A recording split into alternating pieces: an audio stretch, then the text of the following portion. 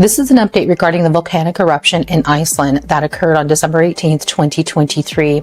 This is provided by the Lava Show, and there's a couple of key things to take away from this. One is this is a lot larger than they anticipated, and it's much worse than they anticipated.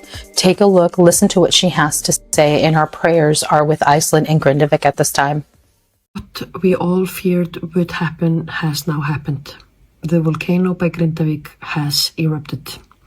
The eruption started at 10:17 local time in Iceland, and what we can already see is that it is much bigger than what we've seen in the past 3 years by Fagradalsfjall. The location, if we start with that, it is by Sundahnjúkagigaröðin.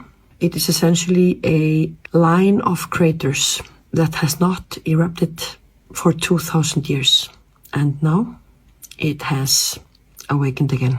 The fissure itself is 4 kilometers long, and to compare to what we've seen in the past 3 years, the fissures have been ranging from 400 to about 800 meters.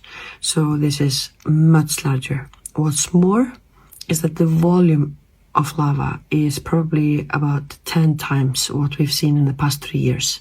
So now we are basically seeing a volume of lava of about 100 to 200,000 cubic meters per second. So that is definitely substantial, and actually scientists have admitted that this is larger than what they were expecting. However, the scientists were absolutely right about the location. This basically happened exactly in the place where our amazing geoscientists here in Iceland said was the most likely place for it to happen. And basically what happened was exactly what they had said. So we've been seeing this inflation happening in Svartsengi basically in two phases. It first started in October, and there was a ground uplift while magma was accumulating in a sill at around 5 kilometer depth, and with subsequent land uplift and land deformation. But then on November 10, the magma in that sill all flowed into the dike, the magma intrusion that formed a 15-kilometer dike that went under the town of Grindavik and basically went towards Sundahnjúkagigar, where it has now started erupting. And that happened on November 10, and as we've been reporting, then the ground uplift started again at Svartsengi.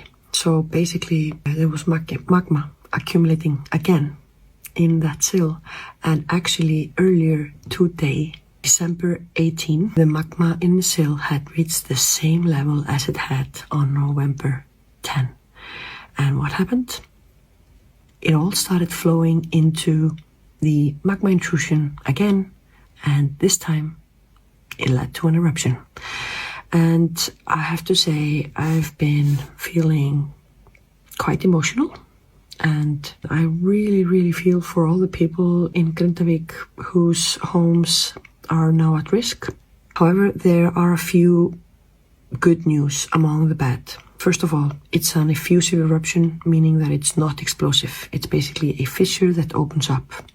And as I said earlier, it's a 4 kilometer long fissure, so it's quite large. And while there is substantial lava flow, right now it seems to be mostly flowing north. And that is great news, because then it's flowing away from Grindavik. However, there is the matter of the power plant at Svartsengi and the Blue Lagoon. Fortunately, in the few weeks we've had with everything that's been going on, barriers have been put in place that should prevent, at least for the time being, lava flowing towards the power plant and the Blue Lagoon, and hopefully they will just hold. And the thing is, when eruptions like this happen, basically it started out small and then it's grown into a long fissure. But then most of the time, while it's very strong in the beginning, it sort of reduces in volume as time goes by, often quite soon after. And as an example, now it's just been a few hours, but in the beginning, the lava fountains were going as high as 150 meters, but now the highest are probably around 100 meters. So it's already sort of reducing a little bit. Maybe it's because the fissure has grown larger and the pressure has released somewhat. In any case, now we're just hoping that, things will a little bit slow down, that lava will keep flowing away from the town of Grindavik, and that, it will not be a long-lasting eruption, because then hopefully homes and businesses and infrastructure will be saved. It's probably worth mentioning that all people and animals had been evacuated, so there was no one in danger, and the area of the eruption is quite secluded. So basically, the city of Reykjavik, the airport, everything is safe and actually open and operating as normal. The airport was closed, and this is according to protocol. Every time there is a volcanic eruption in Iceland, the airport temporarily closes while the situation is being evaluated, but it was actually reopened again 30 minutes later, and even with the eruption going on, planes are both departing and arriving at Keflavik. So the airport is open, and everything is basically fine. Nobody is in any immediate danger, but I can tell you that the eruption can be seen really well from the city of Reykjavik. The sky has been on fire. The sky has just been completely orange, and you can see this even 50 kilometers away. So it's quite dramatic, and that also is an indicator of how much bigger this is from the last 3 years, because then sure you could see like a glow in the distance, but now, like, looking this way, the entire sky is on fire. I'm sorry if this has been a little bit like back and forth and all over this update and report, but it's all quite dramatic. It's already like almost 3 a.m. We're just trying to get the information out there. Yeah. My thoughts are primarily with the people of Grindavik and the people out there, the response people who are just basically trying to get a grip of what's going on, what can be done, and how the damage can be minimized.